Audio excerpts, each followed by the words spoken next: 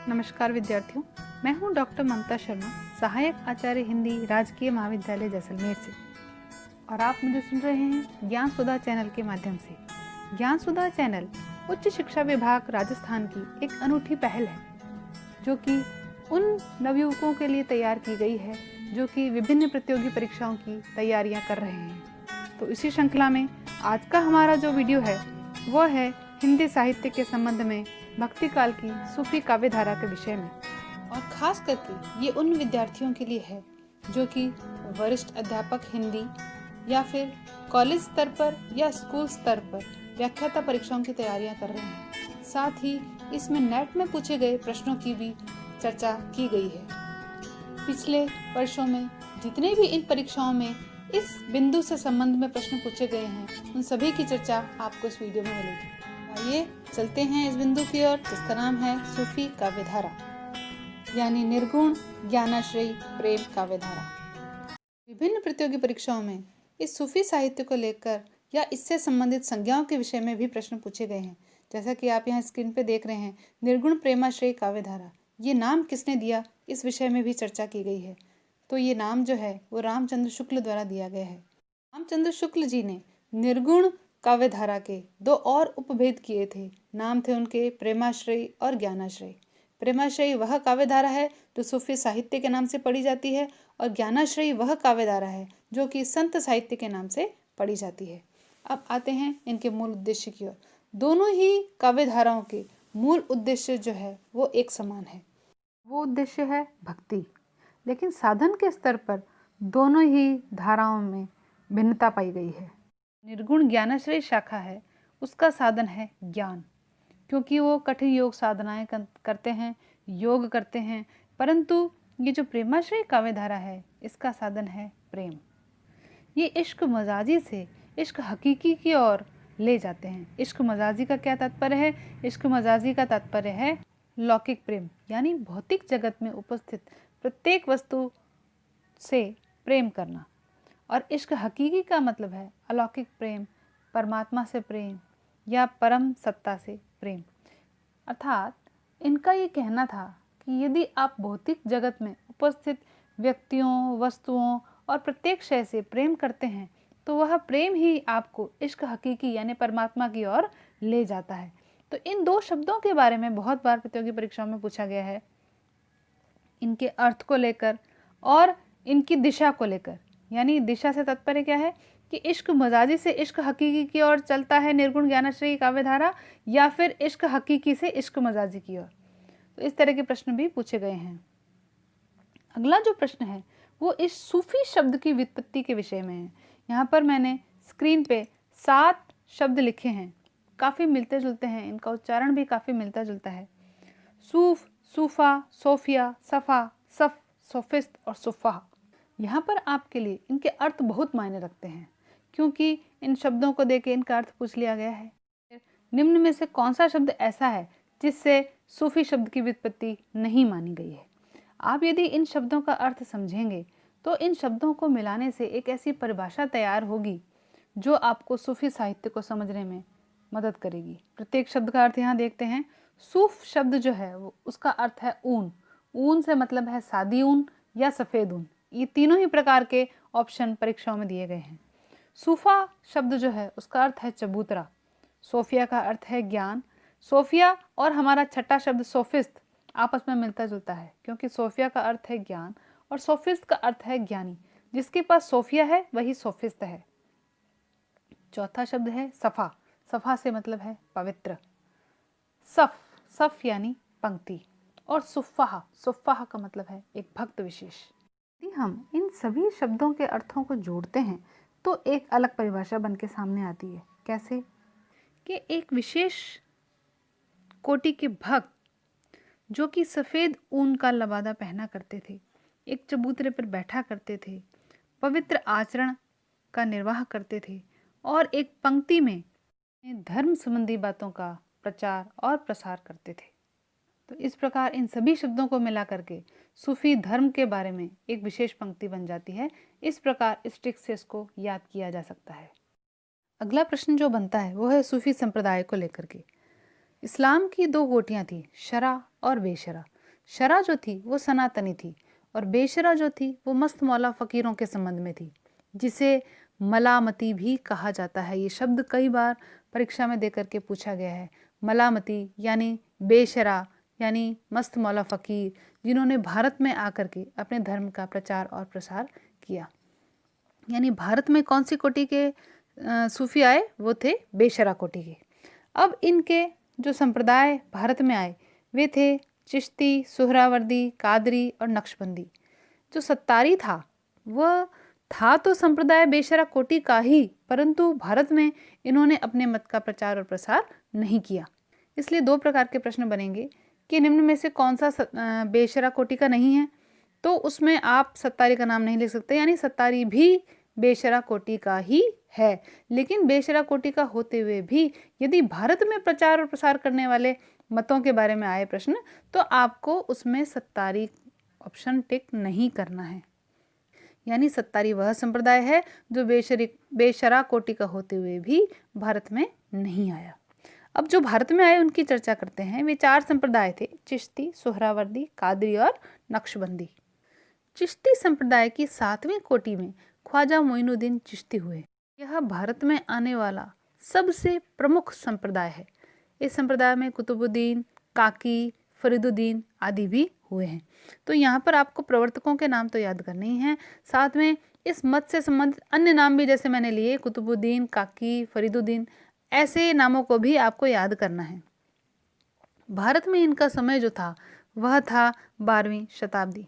दूसरे थे सोहरावर्दी, बहाउद्दीन ज़कारिया और जलालुद्दीन सुर्खपोश, दोनों का ही नाम सोहरावर्दी मत से संबंधित है, जो कि 13वीं शताब्दी में भारत में आए थे।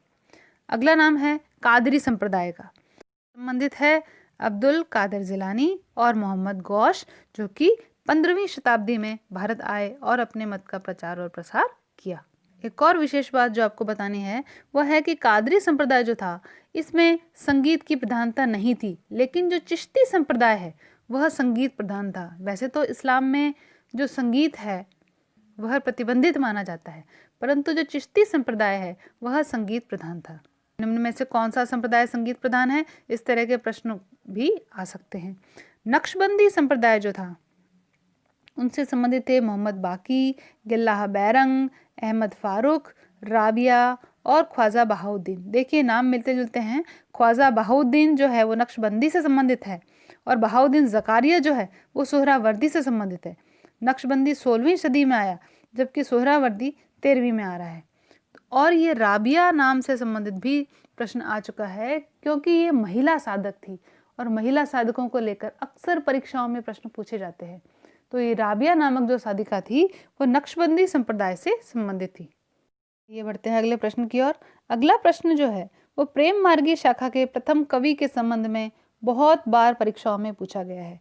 तो इसमें क्या होता है, कभी कभी किसी आलोचक का नाम दे करके पूछ लिया जाता है कि अमुक साहित्यकार या अमुक आलोचक के अनुसार प्रथम प्रेम मार्गी शाखा का कवि किसे माना जाए, या कृति को देख करके उसके रचनाकार का नाम पूछ लिया गया या उसका रचना काल पूछ लिया गया। तो सभी कुछ इस स्लाइड में आपके सामने प्रस्तुत है।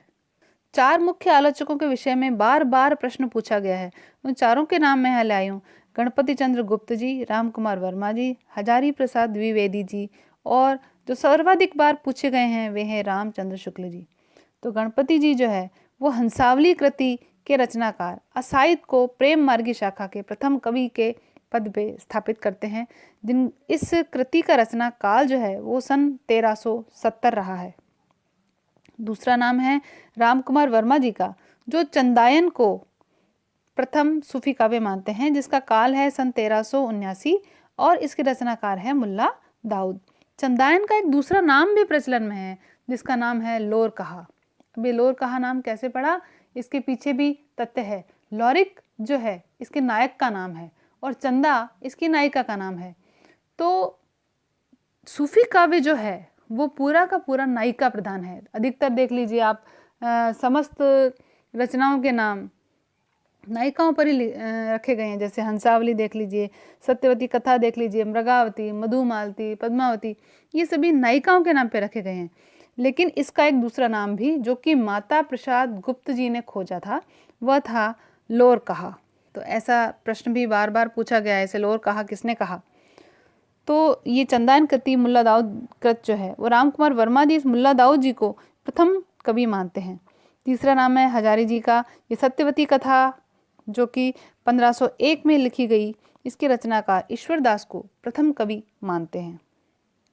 और रामचंद्र शुक्ल जी मृगावती नामक रचना के रचनाकार कुतुबन को प्रथम कवि मानते हैं प्रेम मार्गी शाखा के, और ये रचना काल जो है उसका वो 1501 ईस्वी मानते हैं। यहाँ पर असाइद को गणपति चंद्र गुप्त जी के अलावा सुप्रसिद्ध आलोचक मोतीलाल मेनारिया जी भी प्रथम कवि ही मानते हैं इस शाखा के। तो इस प्रकार प्रथम कवि को लेकर के जो प्रश्न आता है उसके संबंध में जो भ्रामक जानकारियाँ आपको अनेक प्रकार की गाइड्स में मिलेगी, उनसे आप बचिए और इस प्रकार इस उत्तर को तैयार कीजिए। अगला प्रश्न है सूफी साहित्य की विशेषताओं को लेकर के। अक्सर नेट की परीक्षा में इस तरह का सवाल पूछा गया है, खूब सारे ऑप्शन दे करके ये पूछा गया है कि सूफी साहित्य की विशेषताओं के विषय में कौन सा तथ्य गलत है या सही नहीं है या सही है, इस प्रकार के प्रश्न बनते हैं। वहाँ पर इस चीज़ को जानना भी आपके लिए बहुत ज़्यादा ज़रूरी हो जाता है। प्रथम विशेषता है इनकी कि संत साहित्य से बिल्कुल अलग यहाँ क्या चीज़ है, वो है कि जिस प्रकार संत साहित्य में नायक को परमात्मा और नायिका को आत्मा माना गया, यहाँ पर बिल्कुल विपरीत नायिका को परमात्मा और नायक को आत्मा माना गया। इसीलिए आप देखिए कि समस्त रचनाएं जो है वो नायिकाओं के नाम पर ही लिखी गई है। अगला तथ्य है कि प्रायः इसे लिखने वाले मुसलमान कवि रहे हैं जिन्होंने हिंदू घरों की प्रेम कहानियों को आधार बनाया है। लगभग समस्त कवि मुस्लिम ही हैं। सिर्फ एक कवि जिसके बारे में बार बार प्रश्न भी पूछा गया है कि सूफी साहित्य का एकमात्र हिंदू कवि कौन था, तो यहाँ नाम आता है सूरदास पंजाबी का, जो कि सूफी साहित्य से जुड़े हैं और एकमात्र हिंदू धर्म को मानने वाले कवि हैं। नायिका प्रधान होने के कारण ही प्रत्येक लगभग कृतियों में यहाँ पर वती नामक प्रत्यय लगा हुआ है, जैसे कनकावती, पुष्पावती, पद्मावती, इस प्रकार वती प्रत्यय अक्सर कृतियों के पीछे आपको देखने को मिलेगा। यहाँ प्रेम मूलक आख्यान है और कथात्मकता पूरी कथा में चलती है। पूरी कृति एक कथा के अनुसार आगे धीरे धीरे प्रसंगों को लेकर के बढ़ती चली जाती है। यहाँ पर मानव और मानवेतर दोनों प्रकार के पात्र हैं। मानव जैसे नायक नायिका वगैरह है, और मानवेतर है जैसे पशु पक्षी पेड़ पौधे समुद्र, इन सभी को पात्र बना दिया गया। हिंदू मुस्लिम एकता के प्रतीक है ये कृतियाँ। रामचंद्र शुक्ल यहाँ तक कहते हैं कि सूफी कवियों ने अपने धर्म के प्रचार के साथ साथ हिंदू मुसलमान हृदयों को आमने सामने ला करके खड़ा कर दिया। इनका मूल उद्देश्य दोनों में एकता स्थापित करना था। इसीलिए इन्होंने जितनी भी कथाएं उठाई है वे हिंदू घरानों की कथाएं हैं। इनकी भाषा राम काव्य की तरह अवधी है और इनकी शैली भी दोहा चौपाई, जिसे कड़वक शैली भी कहा जाता है। बहुत बार पूछा गया है कि कड़वक शैली किस साहित्य की विशेषता है, तो कड़वक शैली भी आपको पता होनी चाहिए। अधिकतर सभी कवियों ने 5 चौपाइयों के बाद उसको धता बताते हुए एक जो है वो अर्धाली का प्रयोग किया है, जिसे कड़वक शैली कहा जाता है। लेकिन पद्मावत के अंदर इन सभी कृतियों से थोड़ा सा अलग है, उसमें 8 या 7 चौपाइयों के बाद एक दोहा आपको मिलता है। तो पद्मावत यहाँ पर अन्य कृतियों से भिन्न है। अगली बात है इनके बारे में कि इन्होंने मोहम्मद और परमात्मा की स्तुति अपने ग्रंथ को प्रारंभ करने से पूर्व की है। किसी भी कथा को प्रारंभ करने से पूर्व इन सभी बातों का अनुसरण यहाँ पर हुआ है। सबसे पहले मोहम्मद साहब या परमात्मा की स्तुति की गई है, उसके बाद कवि ने स्वयं के गुरु या पीर का नाम लिया है, उसके बाद शाहे वक्त यानी तत्कालीन समय का सम्राट या शासक कौन था उसकी चर्चा हुई है, और उसके बाद कथानक रूढ़ियों का पालन हुआ है। कथानक रूढ़ी एक ऐसी घटना या प्रसंग होती है जो बार बार प्रयुक्त होने के कारण, बार बार दोहराई जाने के कारण रूढ़िगत हो जाती है। जैसे चित्र दर्शन, स्वप्न या शुक या सारिका के माध्यम से नायिका के रूप सौंदर्य का वर्णन सुन के नायिका पर नायक का आसक्त हो जाना, नायक का योगी बनकर घर से निकल जाना, इत्यादि इत्यादि। इस प्रकार यदि आप इन सभी विशेषताओं को समझेंगे तो उस प्रश्न को हल करने में आपको आसानी होगी, जिसमें ये पूछा जाता है कि निम्न में से कौन सी विशेषता सूफी साहित्य की नहीं है। हम बात करेंगे प्रमुख सूफी काव्य ग्रंथों की और उनसे जुड़ी कथा के विषय में। किस प्रकार के सवाल बनते हैं, यहाँ पर उस कथा के अंदर नायक नायिका का नाम भी पूछा गया है, या किस आलोचक ने या रचनाकार ने उसे प्रथम प्रतिनिधि काव्य कहा है, उसकी भाषा क्या है, इत्यादि इत्यादि।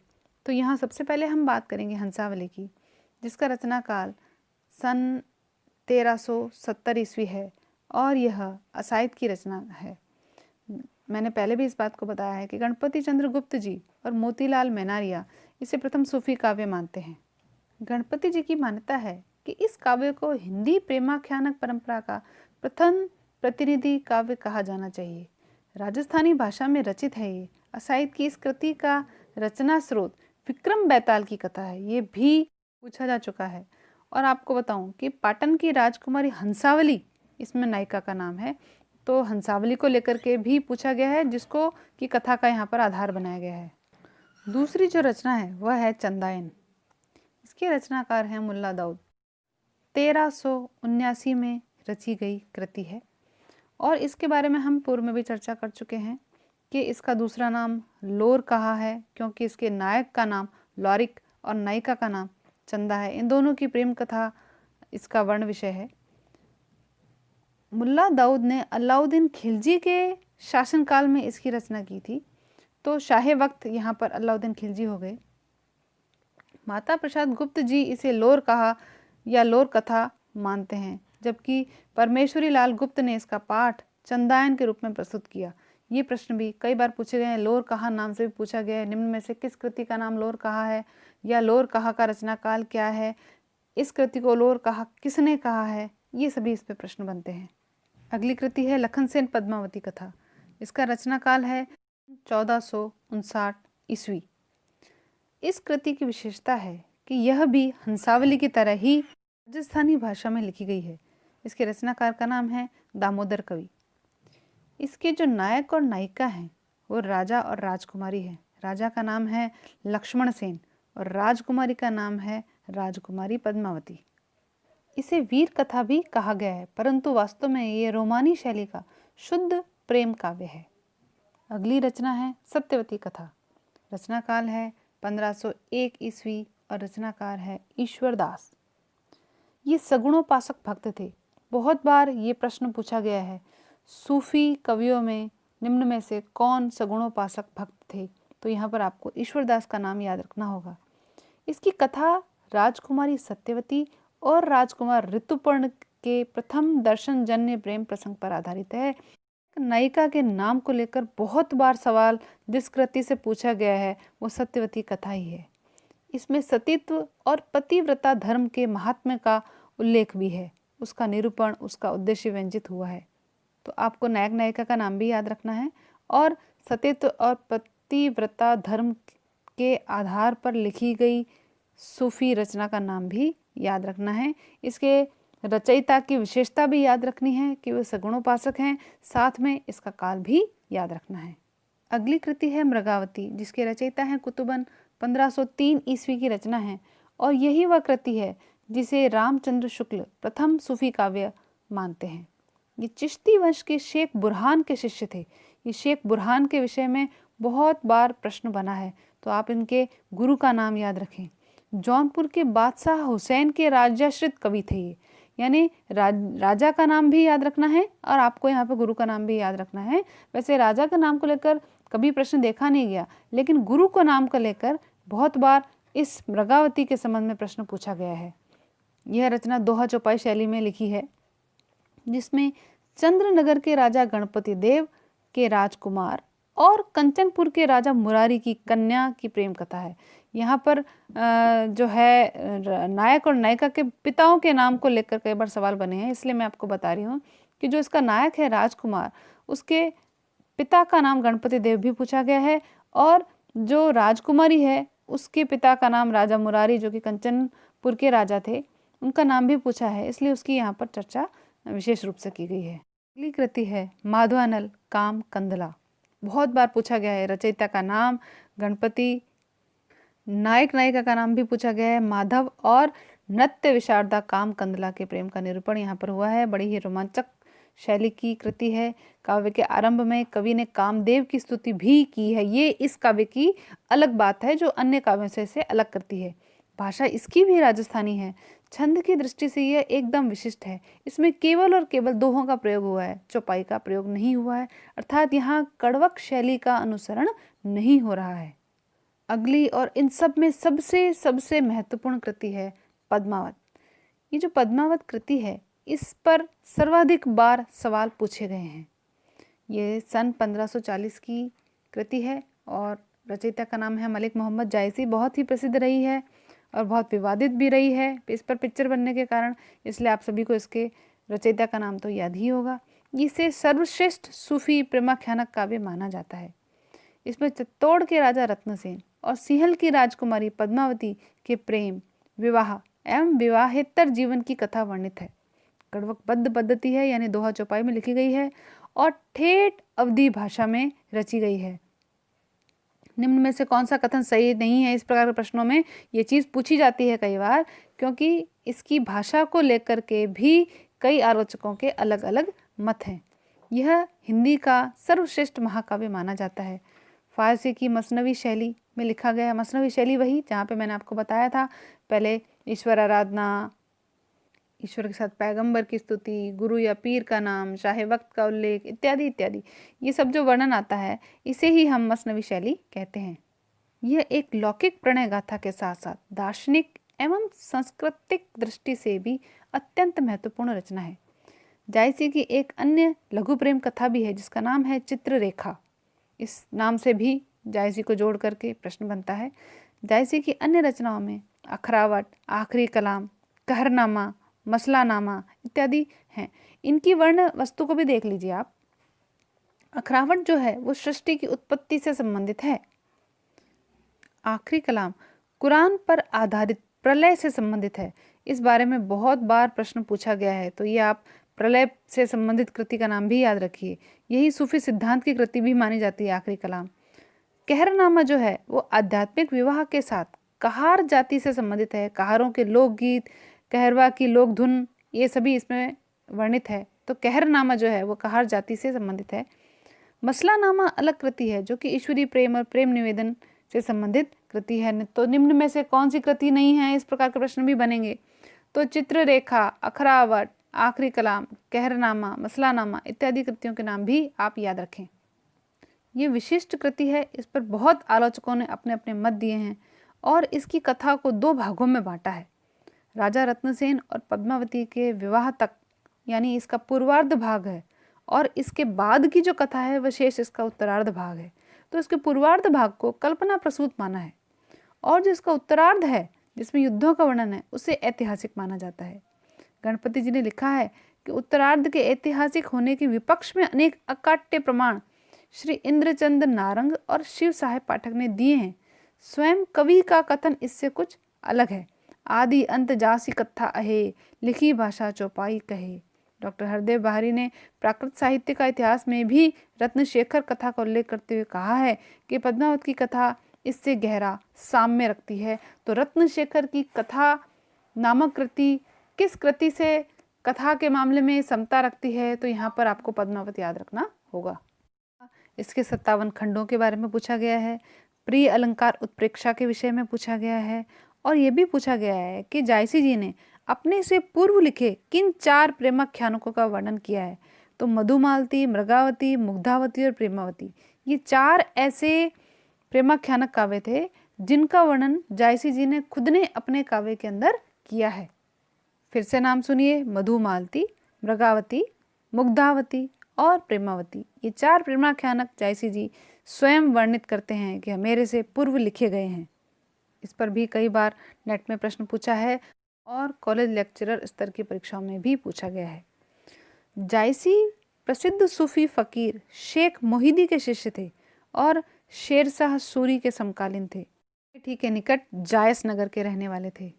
जहां हम इनके अखरावट ग्रंथ की बात करते हैं तो उसके अंदर सृष्टि की उत्पत्ति से संबंधित बात तो है ही, लेकिन इसके अलावा एक अन्य प्रश्न और पूछा गया है कई बार प्रतियोगी परीक्षाओं में, वो ये है कि वर्णमाला के एक एक अक्षर को लेकर सिद्धांत संबंधी तत्वों का वर्णन किस कृति में हुआ है।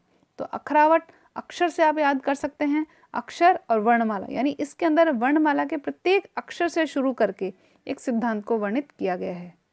आखिरी कलाम हम पढ़ ही चुके, कयामत का वर्णन है, और आखिरी कलाम में ही बादशाह बाबर की प्रशंसा है। तो बाबर से जुड़ी कृति है आखिरी कलाम, ये भी प्रश्न बहुत बार पूछा गया है। शुक्ल जी केवल 3 ग्रंथ ही जायसी द्वारा कृत मानते हैं, वह है पद्मावत, अखरावट और आखिरी कलाम। पद्मावत का सबसे महत्वपूर्ण खंड यह है, कहते हैं हिंदी साहित्य की अनुपम निधि किसे कहा जाता है। ये प्रश्न बहुत बार पूछा गया है कि पद्मावत का कौन सा खंड हिंदी साहित्य की अनुपम निधि कहा गया है। तो है नागमती वियोग खंड। वो अपने आप में एक अनूठी, अकेली या यूं कहें कि ट्रेजिक कृति इसे कहा है। विजय देव नारायण शाही ने इसका नाम लिया है ट्रेजिक कृति। तो इसके अंदर वो ट्रेजेडी का यानी दुख भरी कथा का वर्णन है। दूसरा, ये कृति अन्य प्रेमाख्यानकों से पृथक भी है। क्यों? क्योंकि बाकी में तो सभी में 5 चौपाइयों के बाद एक दोहा देने की परंपरा है, लेकिन इसके अंदर 7 या 8 चौपाई के बाद एक दोहा देने की परंपरा का अनुसरण किया गया है। इसके अलावा की प्रतीक योजना को लेकर के भी बहुत सारे सवाल पूछे गए हैं।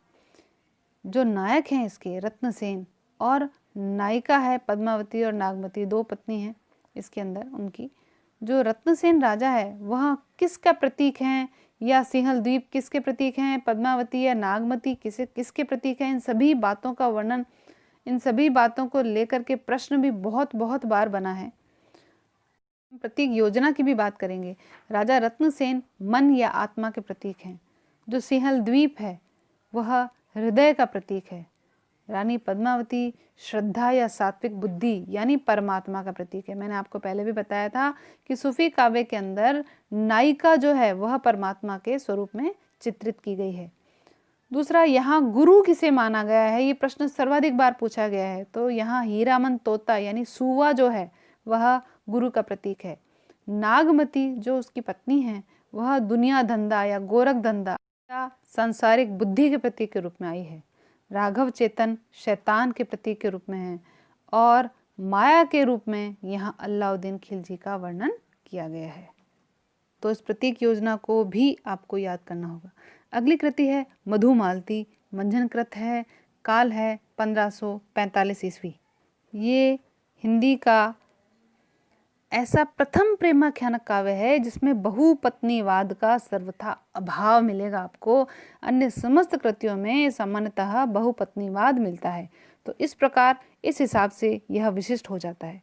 दूसरी बात, इसमें 2 प्रेम कथाएं चलती है समानांतर रूप से। तो ये प्रश्न भी कई बार पूछा गया है। दोहरी प्रेम कथा के नायक नायिका को लेकर के पूछ लिया गया है, या निम्न में से कौन सा सूफी काव्य है जिसमें दोहरी प्रेम कथा मिलती है, इस बारे में भी पूछा गया है। जो मुख्य कथा चलती है उसके नायक मनोहर और महाराज नगर की राजकुमारी मधुमालती है, लेकिन उसके अनंतर एक अन्य प्रेम कथा भी चल रही है जिसके नायक और नायिका का नाम ताराचंद और प्रेमा है। यह प्रेम कथा समानांतर रूप से चलती है। दोहरी प्रेम कथा का वर्णन इसमें है, और दोनों प्रेम कथाओं के नायक और नायिका का नाम आपको आना चाहिए। अगली कृति है चित्रावली, उस्मान कृत है, ईस्वी सन 1613 में लिखी गई है। ये उस्मान जी जो थे वो चिश्ती परंपरा में हाजी बाबा के शिष्य थे और बादशाह जहांगीर के समकालीन थे। शाहे वक्त बहुत बार पूछा गया है, गुरु का नाम बहुत बार पूछा गया है, तो आपको गुरु का नाम और शाहे वक्त जरूर याद करना है। दूसरी बात, ये नेपाल के राजकुमार सुजान और रूपनगर की राजकुमारी चित्रावली की प्रेम कथा का वर्णन है। तो नायक नायिका का नाम भी आपको याद होना चाहिए। इसमें अंग्रेजों के द्वीप का वर्णन है। ये एकमात्र ऐसी कृति है जिसके अंदर किसी अंग्रेजों के द्वीप का वर्णन किया गया है। अगली कुछ अन्य काव्यों का वर्णन भी हम देख लेते हैं जिनका क्रम कई बार पूछा गया है। इसमें रस रतन नामक जो कृति है वो पुहकर कवि द्वारा लिखी गई है सन 1618 ईस्वी में। इसके नायक नायिका जो हैं वो सोम तथा राजकुमारी रंभा है। इन दोनों के प्रेम का वर्णन इसमें किया गया है। अगली कृति है ज्ञानदीप जो शेख नबी द्वारा रचित है और इसका समय है ईस्वी सन 1619।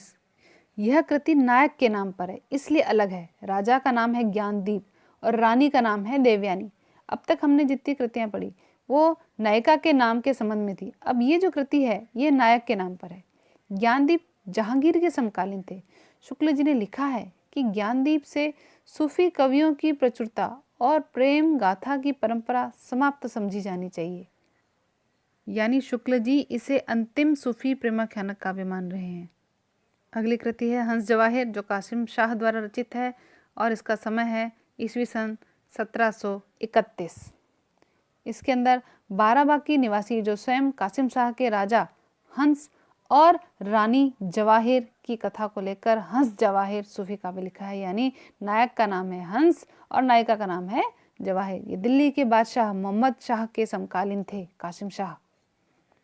अगली कृति है इंद्रावती और अनुराग बांसुरी, जो कि नूर मोहम्मद द्वारा रची गई है। इंद्रावती का समय है सन 1744 ईस्वी और अनुराग बांसुरी का है सन 1764 ईस्वी। ये जो नूर मोहम्मद थे ये दिल्ली बादशाह मोहम्मद शाह के समकालीन रहे हैं। इंद्रावती में कालिंजर के राजकुंवर तथा आगमपुर की राजकुमारी की प्रेम कथा है।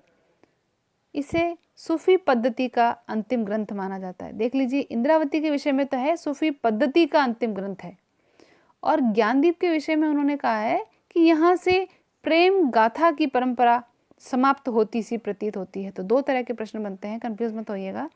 इसे वो प्रामाणिक रूप से सूफी पद्धति का अंतिम ग्रंथ मानते हैं। नूर मोहम्मद ने फारसी में अनुराग बांसुरी की रचना की थी। ये तत्व ज्ञान संबंधी रचना है। ये फारसी के कवि थे और कामयाब नाम से शायरी किया करते थे। शुक्ल जी ने अनुराग बांसुरी को कई दृष्टियों से एक विलक्षण रचना माना है, जैसे भाषा का अन्य सूफी रचनाओं से बहुत अधिक संस्कृत गर्भित हो जाना, हिंदी भाषा के प्रति मुसलमानों के किनारेपन का भाव इसमें दिखाई देना, चौपाइयों के बीच दोहे न लिख के बरवे का प्रयोग किया जाना, ये भी इसकी विशिष्टता है। सारी कहानियों सारे पात्रों का रूपक होना भी इसकी विशिष्टता है। मतलब इसकी सारी कहानी और समस्त पात्र रूपक के रूप में है। नूर मोहम्मद को हिंदी भाषा में कविता करने के कारण अनुराग बांसुरी में जगह जगह अपना सबूत भी देना पड़ा है कि वे इस्लाम के पक्के अनुयायी हैं। इसके अलावा इनकी एक और कृति जो फारसी भाषा में मिलती है, जिसका नाम है रौजतुल हकायक। इस कृति को लेकर के कई बार सवाल पूछा गया है, तो ये नाम भी आप याद रखें, रौजतुल हकायक नाम है कृति का। वैसे सूफी काव्य परंपरा में लगभग समस्त कवि मुस्लिम हैं, लेकिन एक नाम कई बार पूछा गया है, एकमात्र हिंदू कवि जिसने सूफी प्रेमाख्यानक लिखे, जिसका नाम था सूरदास पंजाबी। अगले हैं जान कवि के प्रेमाख्यानक, जिनकी चर्चा हम कर चुके हैं।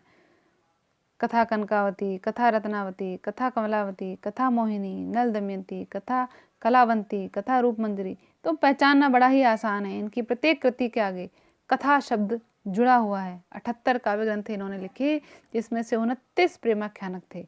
इसके साथ ही इनकी एक और रचना लैले मजनू नाम से प्रसिद्ध हुई। ये शेख मोहम्मद चिश्ती के शिष्य थे। ये सर्वाधिक प्रेमाख्यानक लिखने वाले कवि के रूप में चर्चित रहे हैं। इस प्रकार ये मुख्य प्रेमाख्यानक काव्य थे, जिनके संबंध में किस किस प्रकार के प्रश्न बनते हैं और किस प्रकार की त्रुटियां होने की संभावना है, उनकी भी हमने यहाँ चर्चा की। अगला जो महत्वपूर्ण प्रश्न बनता है इसमें, वो है इसका दार्शनिक आधार। सूफी मत में साधनामय जीवन को एक सफ़र माना गया है और इस सफ़र की 4 अवस्थाएं और 4 मंजिलें मानी गई है। दोनों ही यानी कि अवस्थाएं भी और मंजिलें भी, इनके नाम जो है वह भी फारसी शब्दावली से हैं, तो थोड़ा सा याद करने में और लिखने में दिक्कत आती है। कई बार अवस्थाएं और मंजिलें आपस में क्लैश हो जाती हैं।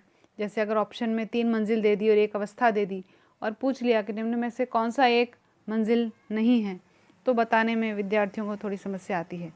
तो इसका एक हम ट्रिक भी बनाएंगे और साथ में इसको समझने की कोशिश भी करेंगे। कई तरह के प्रश्न इसमें से बनते हैं, जैसे कोई मंजिल देकर उसकी अवस्था पूछ ली गई, या फिर कोई अवस्था देकर उस अवस्था का संबंध किस जगत से है यह पूछ लिया गया, या उस अवस्थाओं में साधक को क्या करना होता है, उसकी कैसी स्थिति होती है, इस प्रकार का प्रश्न भी पूछा गया है। तो सभी यहाँ पर चर्चा करेंगे स्लाइड में।